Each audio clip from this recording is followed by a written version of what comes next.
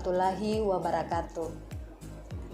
Perkenalkan, nama saya Emi Nirwana, NIM D1 B1 20324, kelas 07 ahli jenjang S1 Farmasi Universitas Megarizky Makassar. Pada kesempatan kali ini, saya akan menjelaskan tentang spesimen feses. Spesimen feses. Feses adalah sisa hasil pencernaan dan absorpsi dari makanan yang kita makan yang dikeluarkan lewat anus dari saluran cerna. Pemeriksaan feses adalah proses pemeriksaan yang dilakukan pada sampel feses atau tinja untuk mendiagnosa sejumlah penyakit pada sistem pencernaan. Beberapa tujuan pemeriksaan feses meliputi: 1. Untuk menentukan adanya darah samar atau tersembunyi. Perdarahan dapat terjadi akibat adanya ulkus, penyakit inflamasi, atau tumor. 2. Untuk menganalisis produk diet dan sekresi digestif. Sebagai contoh, jumlah lemak yang berlebihan pada feses dapat mengindikasi absorpsi lemak yang terjadi pada usus halus. 3. Untuk mendeteksi adanya telur dan parasit. Ketika mengumpulkan spesimen untuk pemeriksaan parasit, sampel harus dibawa ke laboratorium dalam keadaan masih baru. 4. Untuk mendeteksi adanya bakteri atau virus. Pemeriksaan ini hanya membutuhkan sedikit feses karena spesimen tersebut akan dikultur. Adapun proses diagnostik rutin yang dilakukan, pertama, pre-analitik, meliputi 1. Pengisian formulir, 2. Pengambilan sampel, 3. Penanganan sampel, 4. Pemilihan alat dan metode, kelima, penanganan awal sampel termasuk pengawetan dan transportasi. Kedua, analitik, tahap pengerjaan pengujian sampel sehingga diperoleh hasil pemeriksaan. Ketiga, post analitik, yaitu hasil akhir. Macam-macam pemeriksaan feses. Pemeriksaan feses lengkap merupakan pemeriksaan feses yang terdiri atas 1. Pemeriksaan makroskopik. Dapat dilihat dengan mata telanjang, seperti konsistensi, warna, bau, darah, dan lendir. Adanya darah dan lendir menandakan infeksi yang harus segera diobati, yaitu infeksi karena amuba atau bakteri Shigella. 2. Pemeriksaan mikroskopik. Hanya dapat dilihat melalui mikroskop seperti leukosit, eritrosit, epitel, amilum, telur cacing, dan amuba. Adanya amuba menandakan adanya infeksi saluran cerna terhadap amuba tersebut. Dan adanya telur cacing menandakan harus diobatinya pasien dari infeksi parasit tersebut.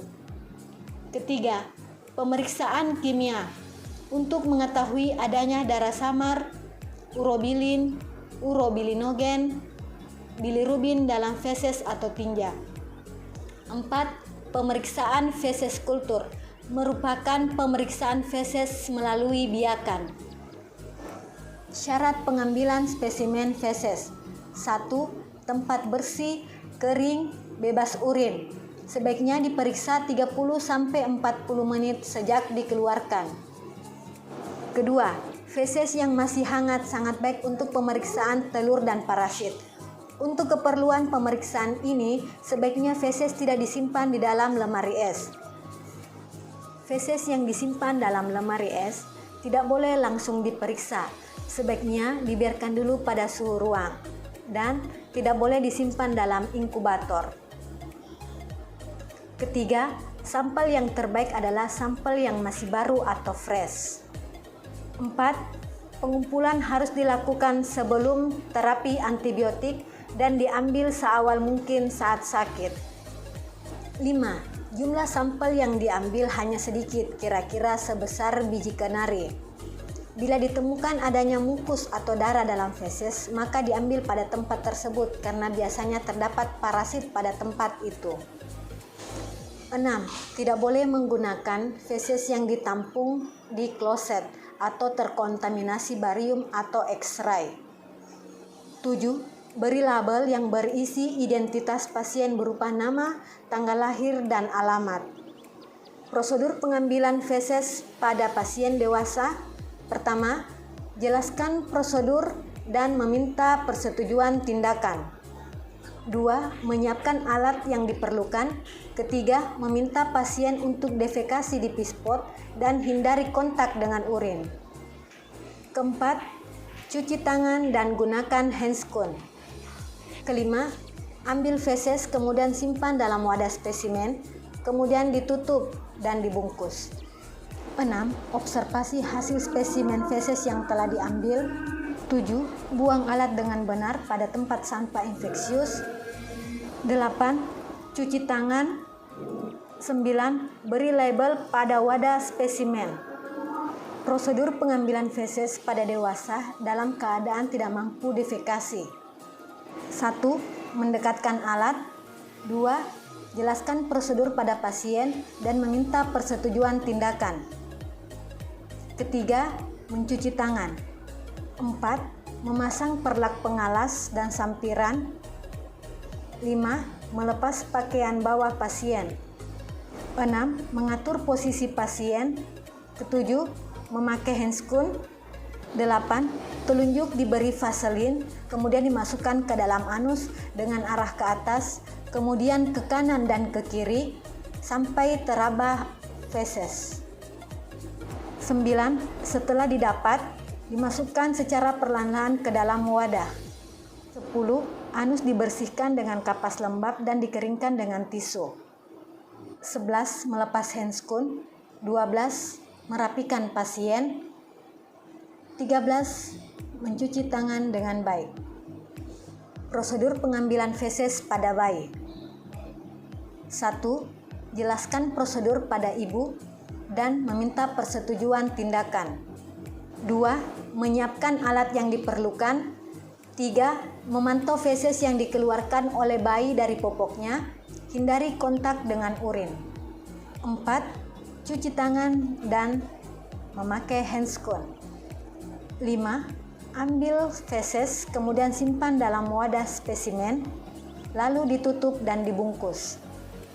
6. Observasi hasil spesimen feses yang telah diambil. 7. Buang alat pada tempat sampah infeksius. 8. Cuci tangan dengan baik. 9. Beri label pada wadah spesimen feses. Penanganan spesimen feses. 1. Menyiapkan wadah penampung feses yang bersih dan kering. 2. Pasien diminta menampung feses pada wadah yang telah disiapkan. 3. Dalam waktu kurang dari 1 jam, feses harus segera diperiksa di laboratorium. Jika pemeriksaan ditunda, feses sebaiknya disimpan dalam lemari es maksimal 24 jam. 4. Bila lebih dari 1 jam, gunakan media transport seperti coolbox untuk segera dibawa ke laboratorium. 5. Penyimpanan feses kurang dari 24 jam pada suhu ruang, sedangkan lebih dari 24 jam disimpan pada suhu 2-6 derajat Celcius. 6. Setelah pemeriksaan selesai, sisa sampel dibuang. Pengawetan spesimen feses. Pengawetan feses untuk mengawetkan morfologi protozoa dan mencegah perkembangan telur dan larva cacing. Adapun jenis pengawet yang digunakan yaitu PVA, polyvinyl alkohol, formalin, larutan skaudin, SHF, sodium asetat, asetik asid, formaldehid. Feses yang sudah diawetkan tidak disimpan di dalam kulkas. Nilai normal feses. 1. Pemeriksaan makroskopik meliputi jumlah 100-300 gram per hari dan air 70%. Warna kuning kecoklatan. Bau indol asam butirat. Konsistensinya berbentuk agak lunak. Lendir, parasit makro, darah tampak tidak ada. 2. Pemeriksaan mikroskopik meliputi 1. Parasit mikro seperti telur, jentik, cacing, protozoa, negatif atau tidak ada. 2. Seluler, sel epitel, leukosit, makrofag, sedikit. 3. Eritrosit, negatif atau tidak ada. 4. Sisa makanan, ada sebanyak 30% dari volume total. 3. Pemeriksaan kimia. Nilai normal pada pemeriksaan ini adalah negatif. Ini artinya tidak ada darah samar di dalam feses. Indikasi penyakit pada feses. 1. Adanya diare dan konstipasi. Kedua, adanya darah lendir pada feses. 3. Adanya ikterus. 4. Adanya gangguan saluran pencernaan. 5. Kecurigaan penyakit gastrointestinal. Adapun penyakit yang berhubungan dengan spesimen feses. 1. Askariasis. Definisi. Askariasis atau infeksi cacing gelang adalah infeksi yang disebabkan oleh Ascaris lumbricoides yang merupakan Nepmatoda usus terbesar. Diagnosis. Cara menegakkan diagnosis pada penyakit ini adalah dengan melakukan pemeriksaan feses secara langsung. Adanya telur dalam tinja memastikan diagnosis askariasis. Pengobatan askariasis. Adapun pengobatannya yaitu 1. Mebendazole, di mana memperlambat pergerakan atau perpindahan dan kematian cacing dengan memilih secara selektif, serta menghalangi pengambilan glukosa dan zat gizi lainnya di dalam usus di mana cacing tersebut tinggal. Dosisnya 100 mg tiap 12 jam selama 3 hari. Mebendazole tidak boleh diberikan pada ibu hamil karena dapat membahayakan janinnya. 2. Piperacin, efeknya melumpuhkan cacing. Jika digunakan akan membuat cacing mati dengan sendirinya di dalam tinja. Dosisnya 75 mg per kilogram, maksimal 3,5 gram. Pirantel pamuat, efeknya menyebabkan kelumpuhan kejang pada cacing. Dosisnya 11 mg per kilogram dan tidak melebihi 1 gram. 4. Albendazole, menyebabkan penghabisan energi, penghentian, dan bahkan kematian pada cacing. Dosisnya 400 mg. Tidak boleh diberikan pada ibu hamil dan anak-anak di bawah 2 tahun. 5. Thiabendazole, menyebabkan migrasi cacing ke dalam kerongkongan. Biasanya dikombinasi dengan piperacin. Penyakit selanjutnya yaitu diare. Definisi. Diare adalah penyakit yang disebabkan oleh infeksi mikroorganisme termasuk bakteri, virus maupun parasit lainnya seperti jamur, cacing, dan protozoa. Salah satu bakteri penyebab diare adalah bakteri E. coli. Diare biasanya ditandai dengan bertambahnya frekuensi buang air besar dari biasanya dan adanya perubahan tekstur dan konsistensi tinja dari penderita. Gejala penyakit diare.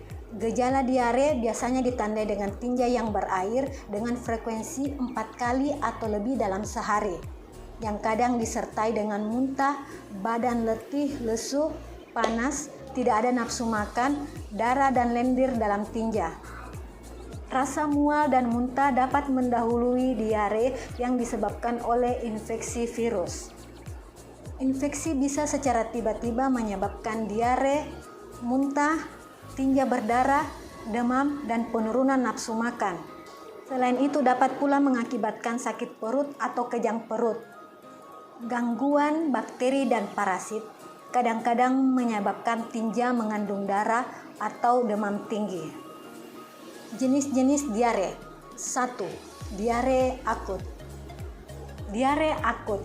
Diare yang disebabkan oleh virus yang disebut rotavirus yang ditandai dengan buang air besar lembek atau cair atau bahkan air saja yang frekuensinya lebih dari 3 kali atau bahkan lebih dalam sehari dan berlangsung kurang dari 14 hari. 2. Diare bermasalah. Diare yang disebabkan oleh infeksi virus, bakteri, parasit, dan intoleransi laktosa. Pengobatan terhadap penyakit diare. 1. Konsumsi banyak cairan untuk mengganti kehilangan cairan tubuh, seperti pemberian oralit. Kedua, pemberian obat anti diare, seperti 1. Adsorben dan obat pembentuk massa, bagaimana bermanfaat dalam mengendalikan konsistensi tinja pada ileostomi dan mengendalikan diare akibat penyakit divestikular. Contoh obat ini adalah pektin, kaolin, dan atapulgit. 2. Antimotilitas, di mana bermanfaat dalam menghambat pergerakan usus sehingga air lebih banyak diserap. Contoh obat ini adalah loperamid HCl dan morfin. 3. Pemberian probiotik. Kelompok probiotik yang terdiri dari Lactobacillus dan Bifidobacteria jika mengalami peningkatan jumlahnya di saluran cerna akan memiliki efek yang positif karena berkompetisi untuk nutrisi dan reseptor saluran cerna. Syarat penggunaan dan keberhasilan: mengurangi atau menghilangkan diare harus diberikan dalam jumlah yang adekuat. 3. Memberikan terapi definitif. Pemberian antibiotik secara empiris jarang diindikasikan pada diare akut infeksi, karena 40% kasus diare infeksi sembuh kurang dari 3 hari tanpa pemberian antibiotik.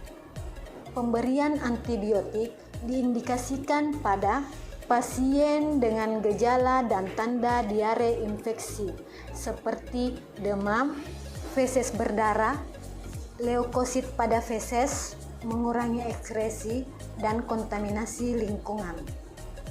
Demikian penjelasan saya mengenai spesimen feses. Semoga bermanfaat. Lebih dan kurangnya mohon dimaafkan. Assalamualaikum warahmatullahi wabarakatuh.